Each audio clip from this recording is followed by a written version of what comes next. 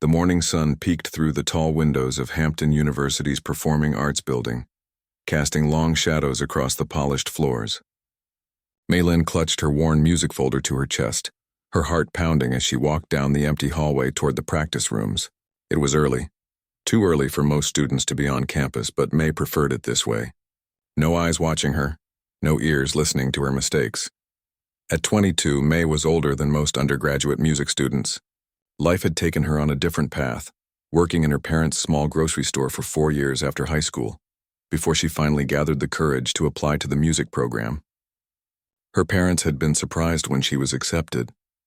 They knew she played piano, the old upright.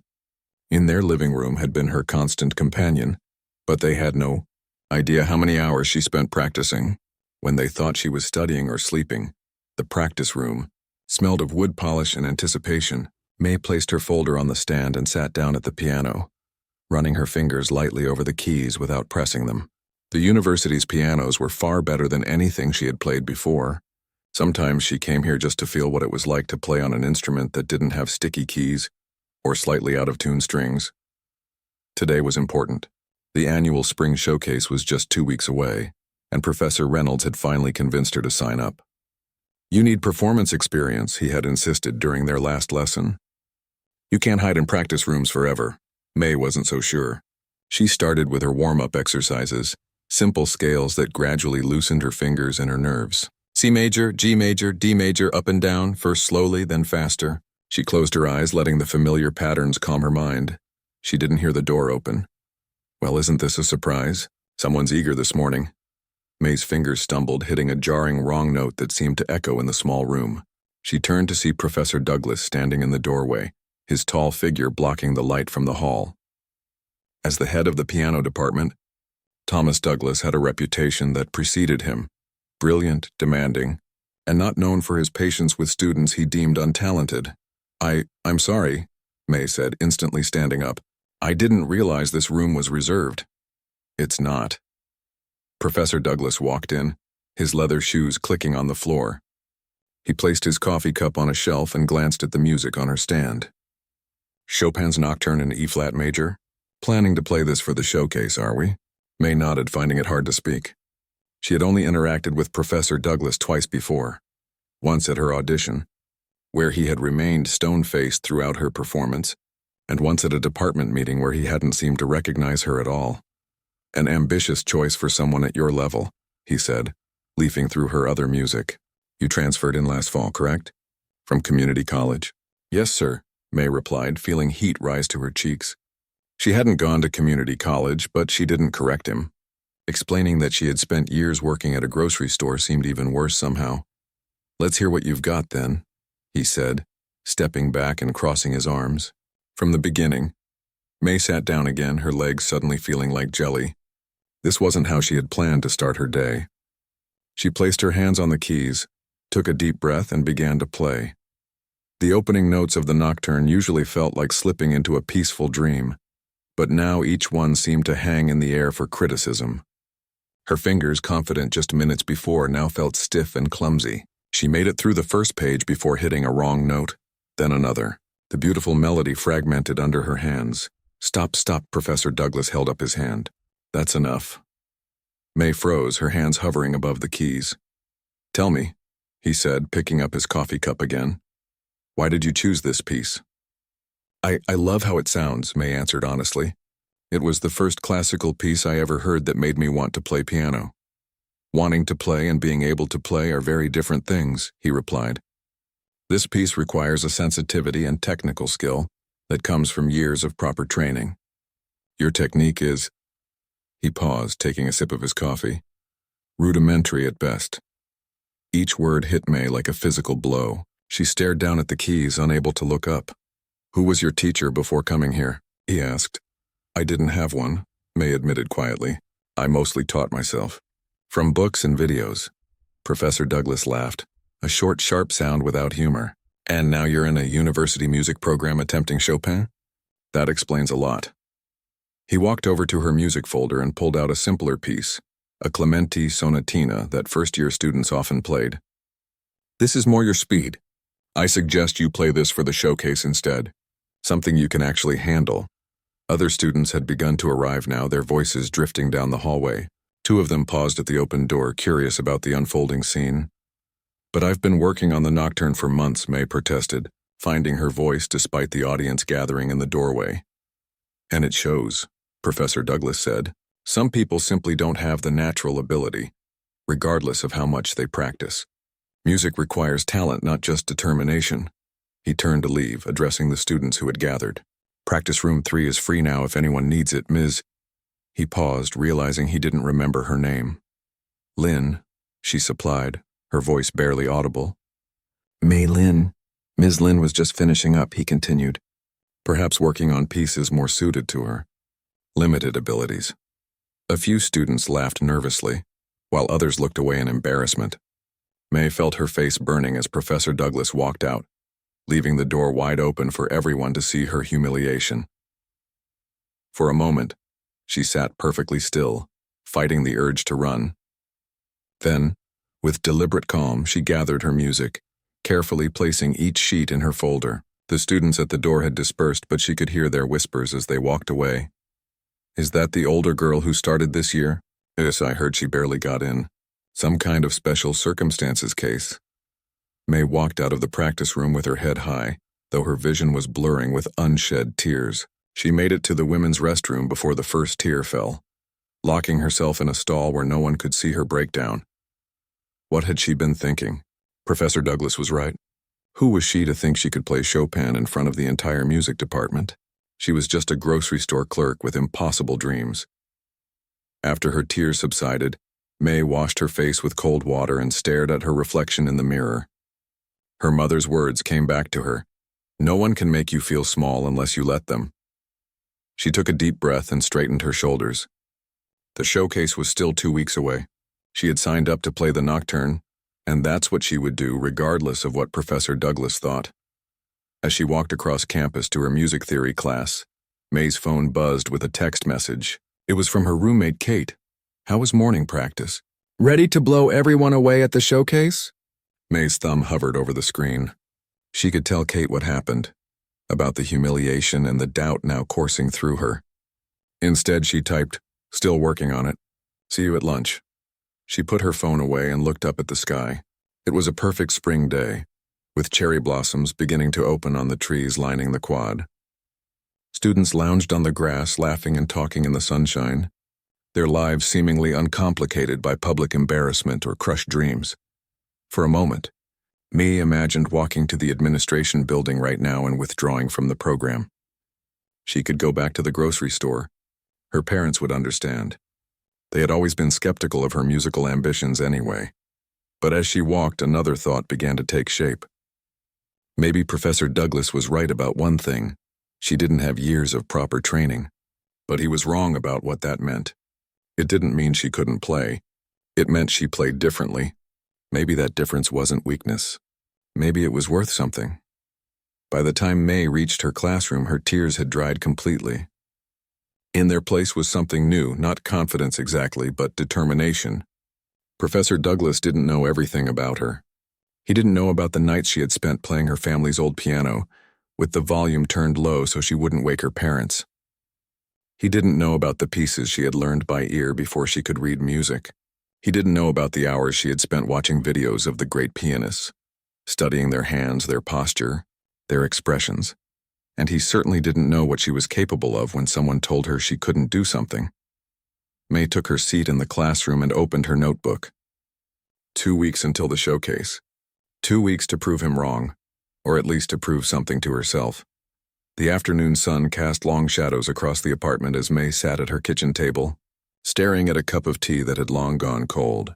Her roommate Kate was talking, but May had stopped listening minutes ago, her mind replaying Professor Douglas's words over and over. Earth to May. Kate waved her hand in front of May's face. "You haven't heard a word I've said, have you?" May blinked, focusing on her friend's concerned face. "Sorry, I was just thinking." "About the showcase?" Kate asked, pushing a plate of cookies toward May. "You've been weird since you got back from campus this morning." May sighed. She hadn't told anyone about what happened in the practice room.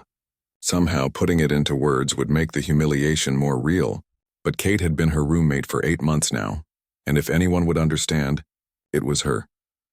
Professor Douglas walked in on my practice session today, May finally said, picking up a cookie and then putting it down without taking a bite. He basically told me I have no talent and should play something simpler for the showcase. Kate's eyes widened. He said what? That's horrible.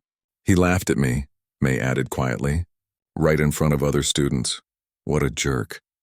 Kate exclaimed, her voice rising with indignation. Douglas has a reputation for being tough, but that's just mean. What are you going to do? That was the question May had been asking herself all day. I don't know. Maybe he's right. Maybe I'm kidding myself thinking I belong in a music program. Kate leaned forward, her expression serious. May, you practiced for 3 hours last night. I've heard you play. You're amazing. You're not a musician, May pointed out. You don't know what good really sounds like. I know what moves me, Kate insisted. And when you play, I stop whatever I'm doing to listen. That's got to count for something. May smiled weakly. Kate was studying art history and always said she couldn't carry a tune in a bucket. But she was fiercely loyal. Besides, Kate continued, didn't Professor Reynolds specifically ask you to sign up for the showcase? He wouldn't have done that if he didn't think you were good enough. That was true. Professor Reynolds was May's current piano teacher, and while he was honest about her technical weaknesses, he had always encouraged her playing. He had said there was something unique in her interpretation, something that couldn't be taught. I should probably talk to him, May admitted. I have a lesson tomorrow afternoon.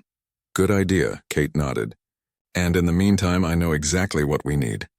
She stood up and grabbed her car keys from the hook by the door. Come on, we're going on a field trip. Where?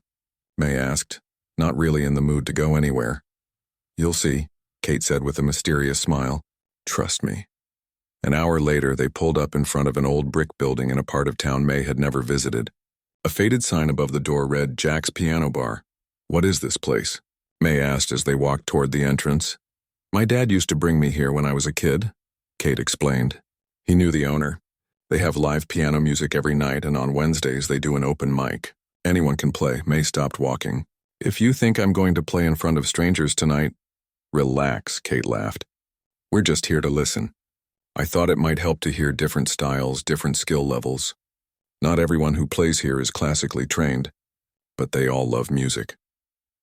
Inside, the bar was dimly lit and cozy, with small tables scattered around a central area, where a baby grand piano stood on a slightly raised platform. The crowd was a mix of ages and types, college students, middle-aged couples, a few older folks who looked like regulars. A man in his 60s was playing jazz standards, his fingers dancing over the keys with easy confidence. As they found a table near the back, May couldn't help but notice how different this atmosphere was from the university. Here, people sipped drinks and chatted quietly, occasionally nodding along with the music. There was an appreciation for the performance, but it wasn't the critical, analytical listening she was used to in her classes. What can I get you, ladies? A server appeared at their table. 2 hot chocolates, Kate said before May could speak. And is Jack here tonight? In the back, the server replied. Want me to tell him you're asking for him? Tell him Lily Turner's daughter is here, Kate said with a smile. As they waited for their drinks, May watched the pianist finish his set to enthusiastic applause. He stood, gave a little bow, and announced it was open mic time. A woman in a business suit was the first to approach the piano. She sat down, adjusted the bench, and began to play a pop song May recognized from the radio, singing along in a pleasant but untrained voice. See? Kate whispered. All kinds of people play here. Their hot chocolates arrived, delivered by a gray-haired man with laugh lines around his eyes. Kate Turner, he said warmly. You were about this high last time I saw you. He held his hand at waist level. Uncle Jack, Kate stood to hug him. This is my roommate May. She's a piano student at Hampton. Jack turned to May with interest. Classical training? May nodded, suddenly feeling shy. Impressive, Jack said, pulling up a chair to join them. We don't get many classical players here, though we had a guy who used to do amazing Gershwin interpretations. May's having a crisis of confidence, Kate explained, ignoring May's look of alarm. Her professor was mean to her today, and now she's questioning her abilities. Ah, Jack nodded knowingly. The old you're not good enough routine. I know it well. Was a jazz student myself back in the day before I opened this place. Had a teacher who told me I'd never make it because I couldn't sight read as fast as the other students. What did you do? May asked despite herself. Dropped out, Jack said with a shrug. But I never stopped playing. Just found a different path. Music isn't a single road. It's more like a forest with 1,000 trails. On stage, the businesswoman finished to polite applause and a teenager took her place, nervously adjusting the microphone before launching into a classical piece. For Elise, played with technical accuracy but little feeling. See? That's what I mean, Jack continued, nodding toward the stage. That kid's got the notes right, but he's not feeling it. Now you. He turned back to May. I bet when you play, you feel every note. May looked at him in surprise. How would you know that? The way you're listening, Jack replied. You're not just hearing the music. You're experiencing it. I can see it in your face. The teenager finished playing and left the stage to scattered applause. Jack stood up. I need to check on the bar. But before I go, he glanced at the now empty piano, then back at May. Would you like to play something? No pressure, just an offer. I don't think so, May said quickly. But thank you. Jack nodded, not pushing the issue. The invitation stands whenever you're ready. Sometimes playing for strangers is easier than playing for people whose opinion matters to you. After he left, May and Kate watched a few more performers. Some were surprisingly good, others endearingly amateur. The audience applauded for everyone, regardless of skill level. I get why you brought me here, May said after a while. But it's different for them. They're not trying to make a career out of this. They're just having fun. And you're not having fun anymore, Kate observed. That's the real problem, isn't it? Professor Douglas made you forget why you started playing in the first place. The truth of those words hit May hard. When had she last played just for the joy of it? When had the piano become more about proving herself and less about the music? They stayed for another hour, listening to more performers. As they were getting ready to leave, May found herself pausing by the piano. The next performer hadn't come up yet, and the instrument sat there, keys gleaming in the soft light. Do it, Kate whispered. Just one song. Before she could talk herself out of it, May sat down at the bench. The piano felt different from the ones at school, a bit looser, with keys that had been played by thousands of hands. She took a deep breath and began to play. She didn't choose the Chopin nocturne she had been practicing for the showcase. Instead, she played a simple folk song her grandmother had taught her when she was a child. It was the first piece she had ever learned, a gentle melody that felt like home. As she played, the bar grew quieter. The song wasn't technically difficult, but May put all of her feeling into it. Her frustration with Professor Douglas, her fears about the showcase, her memories of playing on her grandmother's old piano. The melody filled the room, simple yet somehow profound in its sincerity. When she finished, there was a moment of silence before the applause began. It wasn't the polite, obligatory clapping the other performers had received. It was warm and genuine. Jack appeared beside the piano, a wide smile on his face. What did I tell you? He said quietly. You feel every note. That was beautiful, a woman at a nearby table said. What's it called? Autumn Moon, May replied. It's a folk song my grandmother taught me. Play another, someone called from the back. May hesitated, then nodded. This time she chose a piece she had composed herself, a melody she had never played for anyone except Kate. It wasn't perfect or polished, but as her fingers moved across the keys, she felt something shift inside her. Here, in this dimly lit bar full of strangers, she remembered why she loved music. It wasn't about impressing Professor Douglas or even about the showcase. It was about connecting with the music, with the listeners, with something deeper than technique or training. As May played the final notes, she knew what she had to do. The showcase was 2 weeks away. She would play the Chopin nocturne as planned, not to prove Professor Douglas wrong, but to share what the music meant to her. And before that, she needed to talk to someone who might understand the secret she had been keeping from everyone, even Kate, since she arrived at Hampton. The next day, May found herself standing outside Professor Reynolds' office, her hand raised to knock but frozen in place. Through the frosted glass window, she could see his silhouette as he moved around the small room. She had been standing there for nearly 5 minutes rehearsing what to say when the door suddenly opened. May, Professor Reynolds looked surprised to see her. You're early for our lesson. Come in. He was a kind-faced man in his late 50s with salt and pepper hair and reading glasses that always seemed to be perched at the end of his nose. Unlike many of the other professors in the music department, he wore casual clothes. Today it was a plaid button-up shirt and khaki pants that looked like they had seen better days. Actually, May said, following him into the cluttered office, I was hoping we could talk before the lesson. Of course.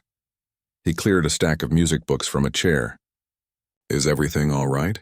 You look troubled. May sat down, clutching her bag in her lap. It's about the showcase, she began, then hesitated. And other things. Professor Reynolds sat across from her, giving her his full attention.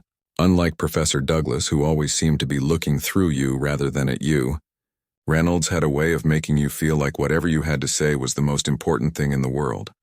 I heard about what happened with Professor Douglas, he said gently. News travels fast around here, I'm afraid. May felt her face grow hot. Then you know he doesn't think I should play the nocturne. Thomas Douglas has very specific ideas about music education, Reynolds said carefully. He believes in a rigid progression of technical skills.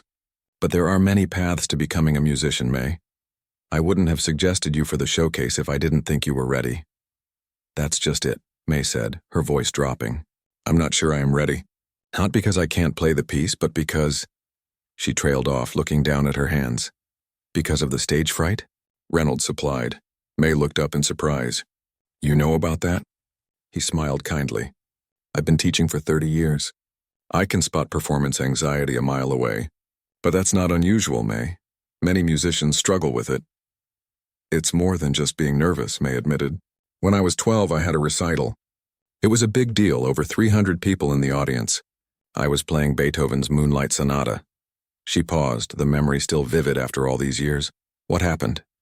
Reynolds asked. I froze, May said simply. Completely blanked on the piece. I'd been playing it for months, knew it backward and forward. But when I sat at that piano with all those eyes on me, nothing. I just sat there for what felt like forever, then ran off stage crying. That sounds traumatic, Reynolds said sympathetically. I didn't touch a piano for almost 6 months after that, May continued.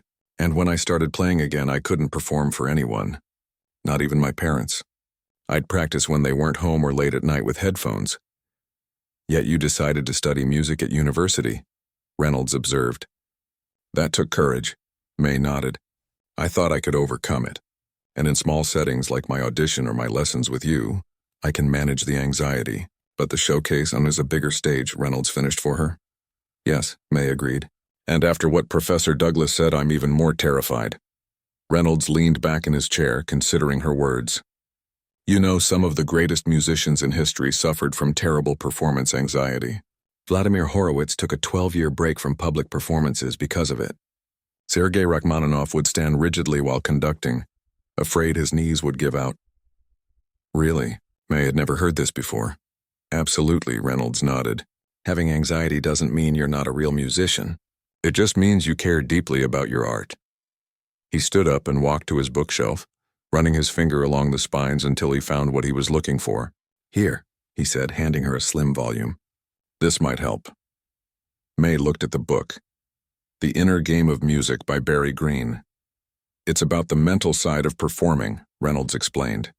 The author was a bassist with the Cincinnati Symphony.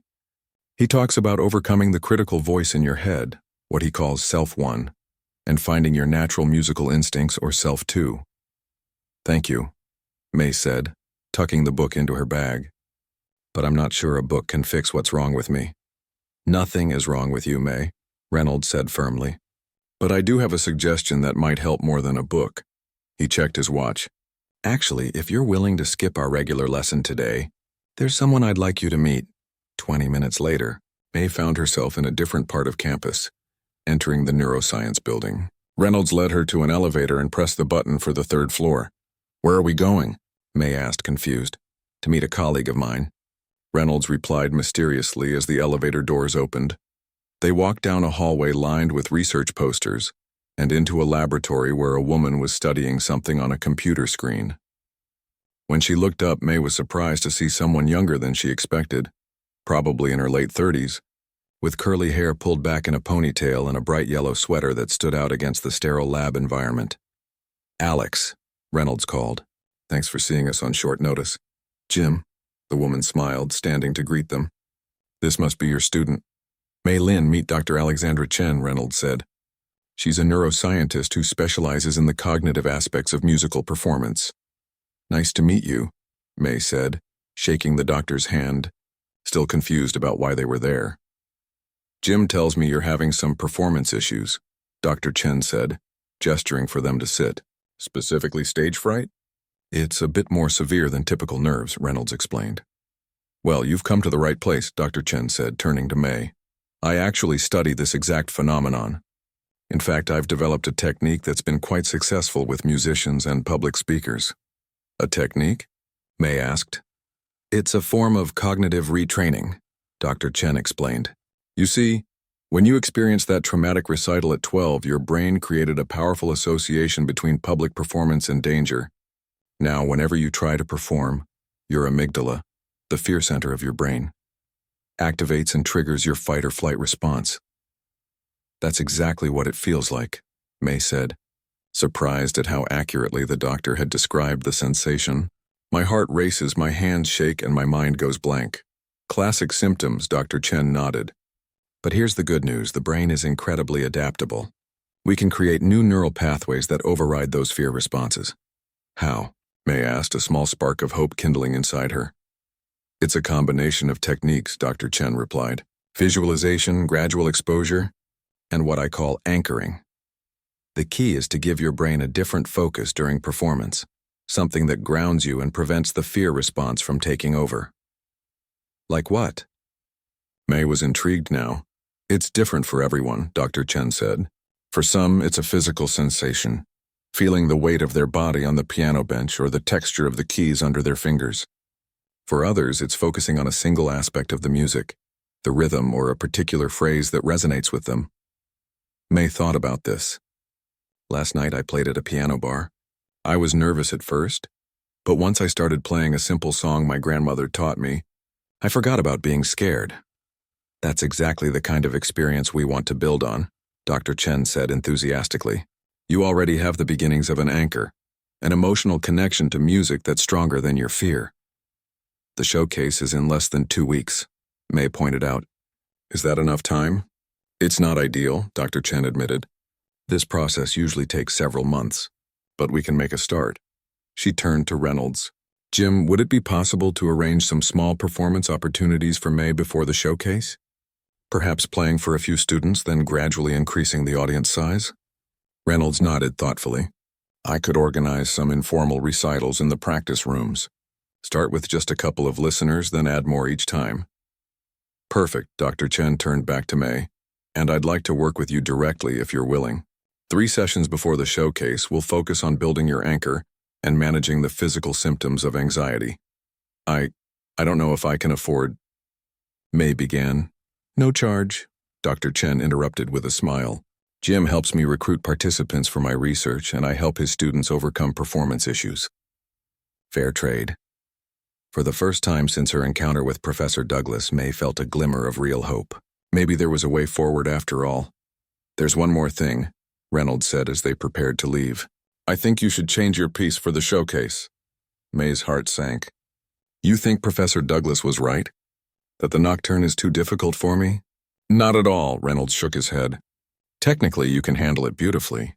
But I'm wondering if there's a piece that has more personal meaning for you, something that connects to your emotional anchor, as Dr. Chen called it. Mei thought about this. There is one piece, and she said slowly. But it's not classical, at least not in the traditional sense. Tell me, Reynolds encouraged. It's something I composed, Mei admitted. Based on that folk song my grandmother taught me, but I've developed it into something more complex. Reynolds's eyes lit up. You never told me you composed. I don't really, Mei said quickly. It's just something I work on sometimes when I'm playing for myself. I'd love to hear it, Reynolds said. Would you be willing to play it for me tomorrow? Mei hesitated, then nodded. But what about Professor Douglas? He's one of the judges for the showcase. He'd never approve of a student composition. Leave Professor Douglas to me, Reynolds said with a slight smile. I've known Thomas for 20 years. He respects innovation, even if he doesn't always show it. As they walked back to the music building, Mei felt like a weight had been lifted from her shoulders. She still wasn't sure if she could overcome years of performance anxiety in just 2 weeks. But for the first time she had a plan, and people who believed in her. "Thank you," she said to Reynolds as they reached the practice rooms. "For everything." "Don't thank me yet," he replied with a wink. "We've got a lot of work to do before the showcase, starting with hearing this composition of yours tomorrow." As May walked home that evening, she took out her phone and called a number she hadn't dialed in months. "Grandmother?" she said when the familiar voice answered. "I need your help with something." A week had passed since May's meeting with Dr. Chen, and the showcase was now just 7 days away. Her life had transformed into an intense routine of practice, therapy sessions, and small performances organized by Professor Reynolds. Today was her final session with Dr. Chen. May arrived at the neuroscience lab feeling both exhausted and strangely energized. The past week had been one of the most challenging of her life, but also one of the most rewarding. "Come in," Dr. Chen called when May knocked on her office door. The space looked different today. The lights were dimmed and a small digital piano had been set up in the corner. "I thought we'd try something new for our last session." May set her bag down and took her usual seat. "The mini recitals have been helping," she said. "Yesterday I played for 8 people without my hands shaking." "That's excellent progress," Dr. Chen smiled. "How did you use your anchor technique?" "I focused on the first note," May explained. "Like you suggested. I gave all my attention to making that one note perfect, the pressure, the tone, the feeling. And then somehow the rest just followed." "Perfect," Dr. Chen nodded approvingly. "You're creating a new pathway in your brain. From that first focused note straight into the flow state, bypassing the fear response." May had come to appreciate the doctor's way of explaining things. She made the science accessible without oversimplifying it. "Today I want to add something new," Dr. Chen continued, pointing to the digital piano. "We're going to simulate the showcase environment as closely as possible." May felt her stomach tighten. "How?" Dr. Chen walked to her computer and pulled up a video file. "With this." She clicked play, and suddenly the sound of an audience filled the room. People coughing, programs rustling, chairs creaking. Then she turned on a bright desk lamp and positioned it to shine directly at the piano. "Stage lights and audience noise," Dr. Chen explained. "2 major triggers for performance anxiety. I want you to practice with these distractions." "Now?" May asked, her mouth going dry. "Now," Dr. Chen confirmed. "But first, tell me about your piece. Professor Reynolds mentioned you're playing an original composition?" May nodded. "It's based on a folk song my grandmother taught me, but I've expanded it into something more complex. It tells a story in a way." "What story?" Dr. Chen asked. "My grandmother's journey," May said softly. "She was a concert pianist in China before the Cultural Revolution. When the revolution came, playing Western classical music was forbidden. She was sent to work in the fields and her piano was destroyed." "That's terrible," Dr. Chen said. "The folk song she taught me was one of the only pieces she was allowed to play during those years," May continued. "She said she would hum it to herself while working to remember who she really was. And now you've transformed it into your own piece," Dr. Chen observed. "That's a powerful connection, not just to the music, but to your heritage and your grandmother's resilience." May nodded. "That's why I called her last week. She's been helping me refine the composition. We've been video chatting every night." "That's wonderful," Dr. Chen said, "and it strengthens your anchor even more. When you play this piece, you're not just playing music, you're telling your grandmother's story and your own." She stood up and gestured to the piano. "Ready to try with the distractions?" May took a deep breath and moved to the piano bench. The audience sound seemed to grow louder as she sat down, and the bright light made it hard to see beyond the keyboard. Her heart began to race. "Remember your anchor," Dr. Chen said calmly. "One perfect note to start. Focus everything on that first note." May placed her hands on the keys, closing her eyes briefly. In her mind, she saw her grandmother, not the elderly woman she knew now, but the young pianist from the old photographs, sitting confidently at a grand piano in Shanghai. She had overcome so much more than stage fright. May pressed the first key, giving it her complete attention, the pressure of her finger, the vibration of the note, the way it hung in the air. And then, just as she had described to Dr. Chen, the rest followed naturally. Her fingers moved across the keys, bringing to life the melody that connected her to her grandmother across generations and continents. She barely noticed when Dr. Chen gradually increased the volume of the audience sounds or made the light brighter. The music had carried her away from the simulated distractions, into that special place where only the notes existed. When she finished playing, there was a moment of silence before Dr. Chen switched off the recording and dimmed the light. That, the doctor said with quiet intensity, was remarkable. May blinked, coming back to reality slowly. I didn't feel scared, she said, sounding surprised even to herself. You found your flow state, Dr. Chen explained. When you're fully immersed in the music like that, there's no room for fear. Your entire brain is engaged in the performance. Will it work at the actual showcase? May asked. With real people watching? I can't promise it will be exactly the same, Dr. Chen admitted. But what you just experienced was real. That ability is in you. The key is to trust it. Trust yourself when you get on that stage. As May packed up to leave, Dr. Chen handed her a small, smooth stone. It was simple but beautiful, dark green with streaks of white running through it. What's this? May asked. Jade, Dr. Chen replied. It belonged to my mother. In Chinese culture, jade symbolizes purity and strength. I want you to keep it with you at the showcase, a physical reminder of your anchor. May was touched by the gesture. I can't take this. You can and you will, Dr. Chen insisted with a smile. Think of it as a loan. Return it after you've conquered the showcase. Later that afternoon, May met Professor Reynolds for her final lesson before the big day. They had been working intensively on her composition, refining and polishing it until it shone. Are you nervous about Saturday? He asked as she played through a particularly challenging section. Yes, May admitted, but not like before. It's more like excitement. Reynolds nodded approvingly. That's exactly what it should feel like. The physical sensations of fear and excitement are almost identical. It's our interpretation that makes the difference. Dr. Chen said something similar, May said. She called it reframing the anxiety. Smart woman, Reynolds remarked. And speaking of the showcase, I have some news. May looked up from the piano. What kind of news? Professor Douglas will be attending, Reynolds said carefully. As I mentioned, he's one of the judges. May felt a flutter of the old fear. Does he know I'm playing my own composition instead of the Chopin? He does, Reynolds confirmed. I spoke with him yesterday. And? May prompted when Reynolds didn't continue. He was surprised, Reynolds said diplomatically, but he agreed that students should be allowed to present original work as long as it demonstrates sufficient technical skill. In other words, he doesn't think it will, May translated. Reynolds smiled. Thomas Douglas is a traditionalist. He believes in a very specific path for classical musicians, but he's not closed-minded. He's willing to be proven wrong. I'll try not to disappoint him, May said, turning back to the piano. May, Reynolds said seriously, this isn't about Professor Douglas or me or anyone else. This performance is for you, to reconnect with why you love music in the first place. May nodded, though privately she couldn't help thinking about the professor's reaction. Would he laugh at her again? Would he use her performance as an example of what not to do? The day of the showcase arrived bright and clear. May woke early, having barely slept.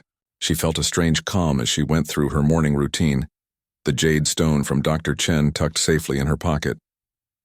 Kate drove her to campus, keeping up a steady stream of encouraging chatter. Jack from the piano bar said he's coming, she told May. He's bringing some of the regulars, too. I hope that's okay. The more the merrier, May said, surprised to find she meant it. A week ago, the thought of additional audience members would have terrified her. The Performing Arts Center was buzzing with activity when they arrived. The showcase was one of the music department's biggest events of the year, featuring selected students from all instruments and voice programs. May was scheduled to perform second to last, a prime spot that Professor Reynolds had secured for her. As she made her way backstage, she passed other performers in various states of nervousness.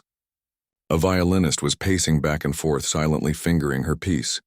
A tenor was doing vocal warm-ups in a corner. Everyone seemed wrapped in their own pre-performance bubbles. May found a quiet spot to sit and took out the jade stone, running her fingers over its smooth surface. She closed her eyes and began her visualization exercise, seeing herself walking confidently to the piano, sitting down, finding her anchor in that first perfect note, then letting the music flow through her. Ms. Lin, the voice broke into her concentration. She opened her eyes to see Professor Douglas standing before her. impeccably dressed as always in a dark suit and tie. "Professor," she acknowledged, her heart rate picking up slightly. "Professor Reynolds tells me you've composed your own piece for today," he said, his expression giving nothing away.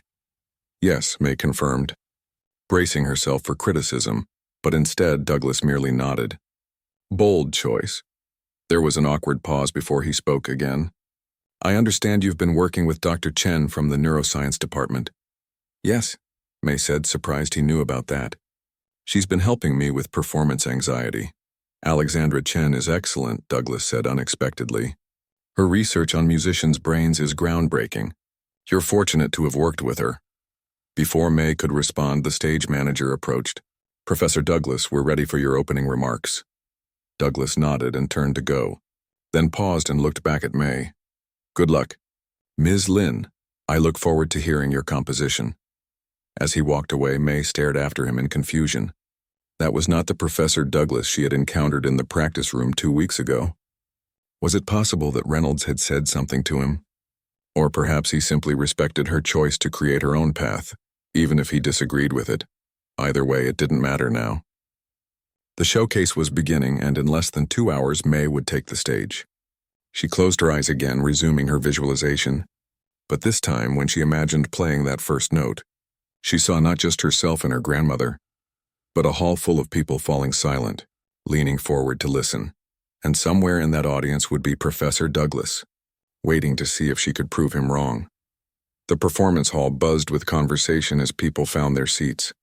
Through the small gap in the curtains, May could see the audience, at least 300 people, maybe more. Her throat tightened. It was even larger than the recital where she had frozen as a child. She stepped back from the curtain and took a deep breath, feeling the weight of the jade stone in her pocket. Backstage was a flurry of activity, students checking instruments, adjusting formal wear, pacing nervously. A cellist had just finished her performance to enthusiastic applause, and a flute trio was preparing to go on next. Nervous? May turned to find a tall girl in a formal black dress standing nearby.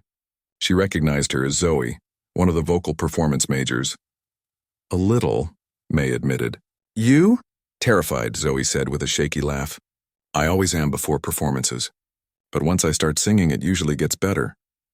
"That's what I'm hoping for," May said. "You're playing a piece you wrote yourself, right?" Zoe asked. "That's what I heard," May nodded. "Based on a folk song my grandmother taught me." "That's so cool," Zoe said admiringly. "I wish I could compose.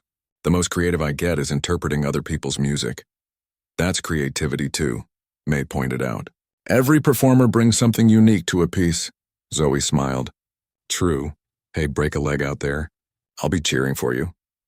As Zoe moved away to continue her warm-up exercises, May felt a small surge of confidence. She wasn't the only one battling nerves tonight.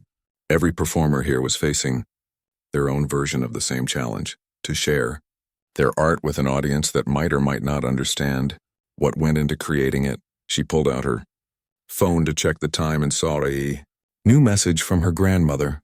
"Remember? Your music tells our story. Let it speak through your hands. I am with you."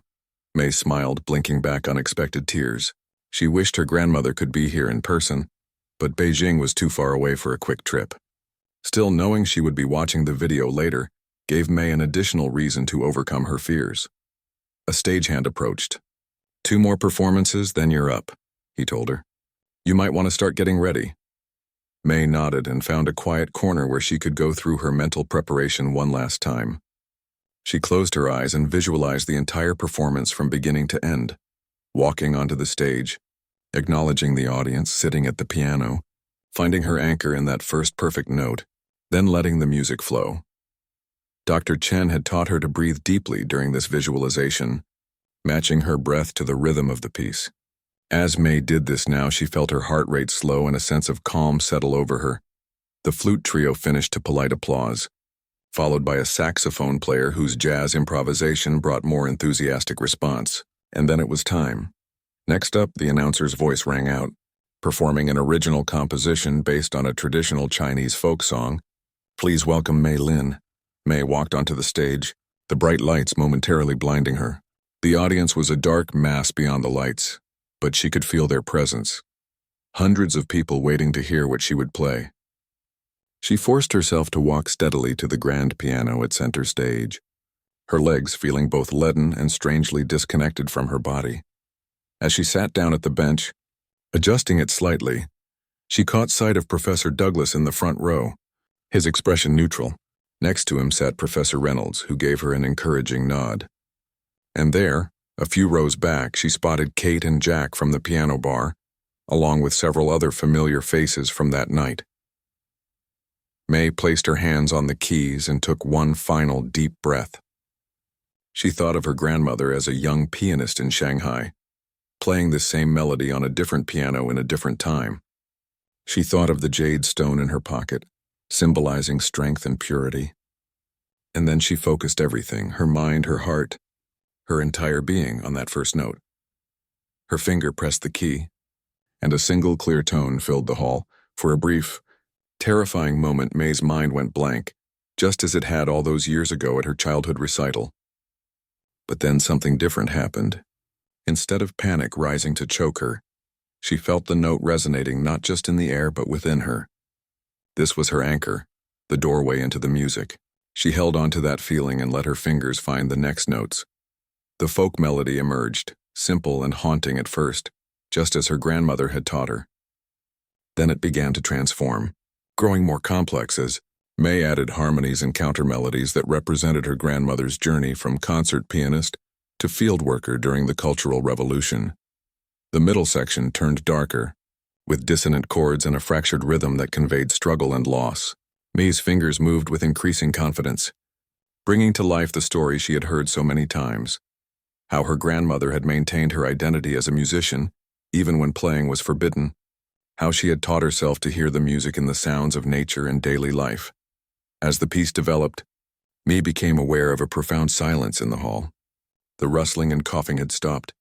Everyone was listening, really listening to her music. But rather than making her nervous, this realization filled her with a quiet joy. She was communicating through her music, telling a story that mattered to her.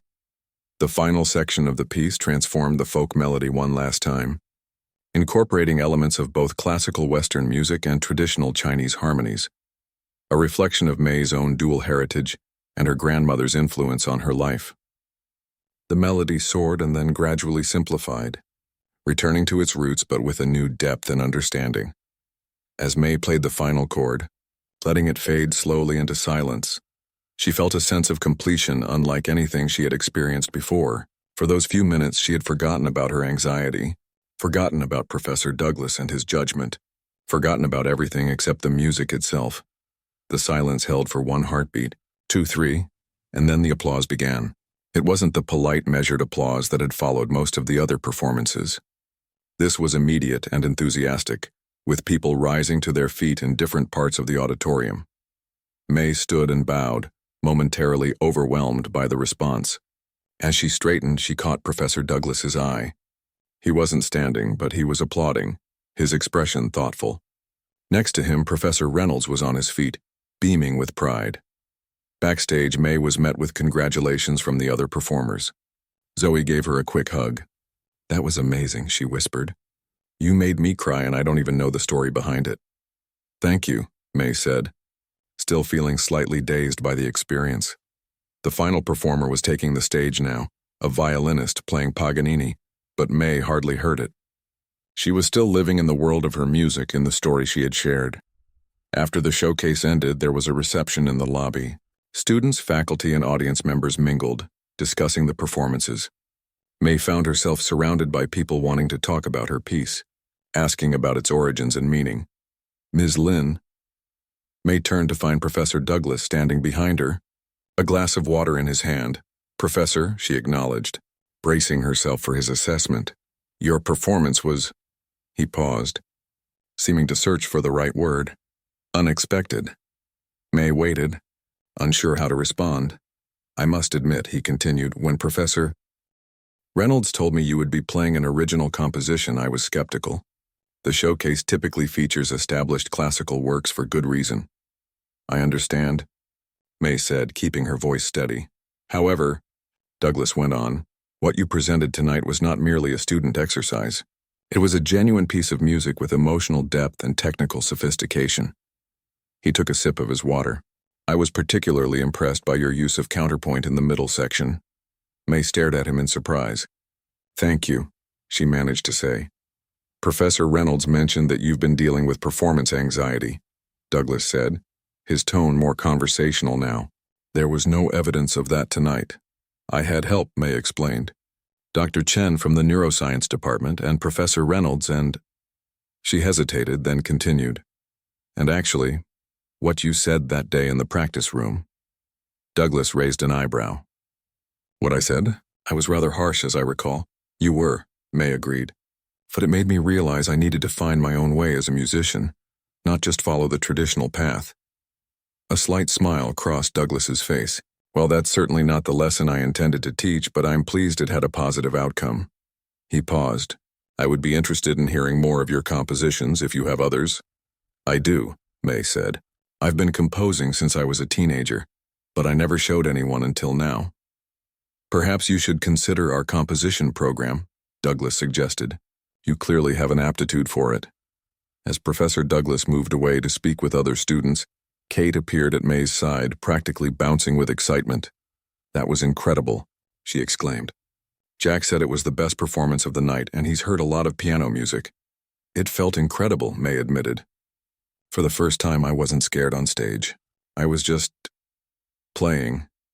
Later that night, back in their apartment, May video called her grandmother to share the news. I did it, she said, holding up the jade stone Dr. Chen had given her. I played our story and people listened. Her grandmother's face on the screen creased into a broad smile. I never doubted you would, she said. You found your voice at the piano just as I found mine all those years ago. Professor Douglas even complimented my composition, May told her. He's the one who laughed at me before, remember? Sometimes people surprise us, her grandmother said wisely. And sometimes we surprise ourselves. As May ended the call and got ready for bed, she reflected on how much had changed in just 2 weeks. She had faced her greatest fear and discovered a strength she didn't know she possessed. More importantly, she had found her authentic voice as a musician. The jade stone sat on her nightstand, catching the moonlight from the window. May no longer needed it as an anchor. She had found that within herself. But she would keep it as a reminder of this journey, this moment when everything changed because she had the courage to play that first note.